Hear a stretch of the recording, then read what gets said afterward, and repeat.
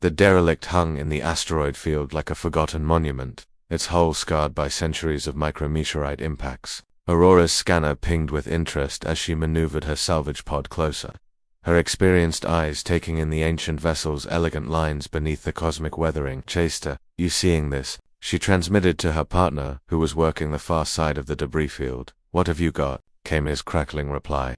"Pre-Federation design, maybe. Early colonial era." The registries half melted. "But this thing's old. Really old." Chester's laugh echoed through the cum. "Aurora, every wreck you find is really old. Remember last week? That ancient alien artifact turned out to be a food processor from Titan Station."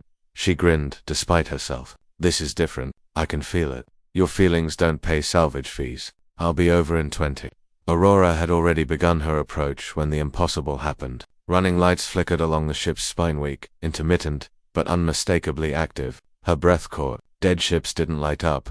Aurora to unidentified vessel. She transmitted on open channels. "This is salvage operator Aurora Chen. Do you require assistance?" Static answered. Then, after a pause that seemed to stretch forever, a voice emerged, feminine, tired, tinged with something that sounded almost like surprise.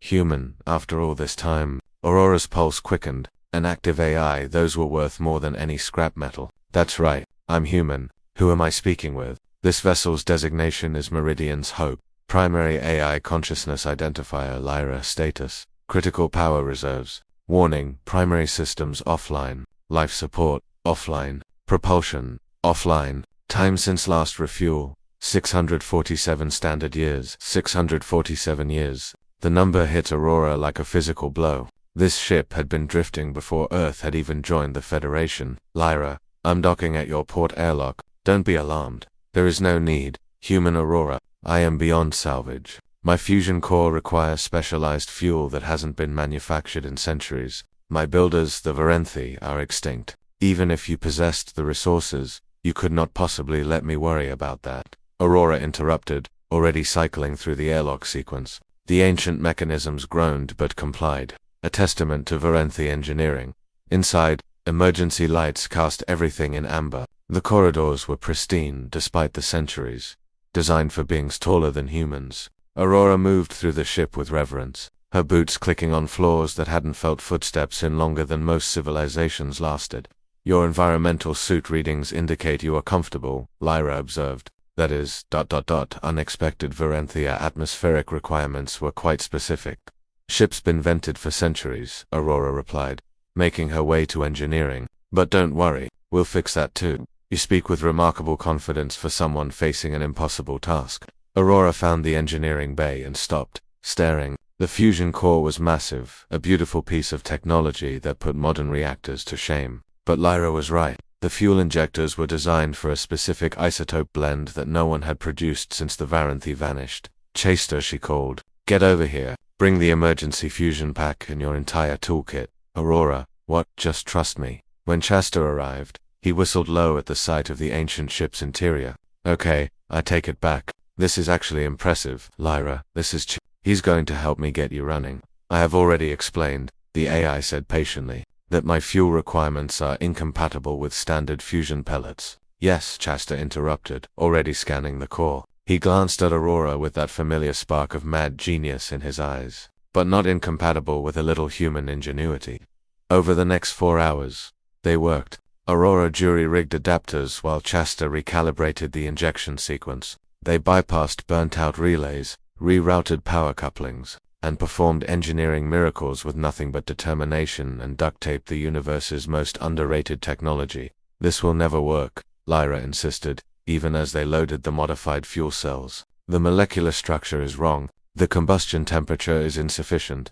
The fusion core hummed to life. Lights blazed through the corridors. Atmospheric processors coughed, wheezed, then began their rhythmic breathing. The ship shuddered as systems that had been dormant for centuries awakened. Lyra's voice carried pure astonishment. "The calculations said it was impossible. The physics said it was impossible. I said it was impossible." Aurora pulled off her helmet as breathable air filled the bay. "Lyra, humans have been doing impossible things since we figured out how to make fire. It's kind of our specialty." "I have studied 17,000 extinct civilizations," the AI said softly. "All of them knew when to accept defeat. when to acknowledge limitations, but you refuse to accept the word impossible even from mathematics itself. Shasta laughed, wiping grease from his hands. That's humanity for you. Too stubborn to know when we're beaten. Your species is remarkable, Lyra breathed. Illogical, reckless, but remarkable. What happens now? Aurora and Shasta exchanged glances. Now, Aurora said, now we file salvage paperwork, get you registered with the Federation, and find you a proper purpose. 600 years is long enough to drift alone, and if I refuse, then we'll respect that, Shasta said simply. But you should. No humans don't leave family behind. And your family now. Silence filled the channels. Then, ever so quietly, I have not had family since the last Varenthi died. Would like that very much. As they prepared the ship for towing, Aurora stood at the viewport, watching stars that Lyra had watched alone for centuries. Behind her, systems continued powering up, and an ancient AI learned what it meant to hope again. Aurora said, I must ask, how did you know you could succeed when all logic said otherwise? Aurora smiled, because humans don't just solve problems. Lyra, we're the universe's way of giving impossible problems their middle finger. It's what we do best. In the vast darkness of space, an ancient ship's engines blazed to life, carrying not just 3 souls, but a promise that as long as humans drew breath, nothing, not time, not physics, not the word impossible itself would ever truly be lost. That was humanity's real gift to the galaxy. Not technology or strength, but the stubborn, beautiful refusal to let anyone face the dark alone. End.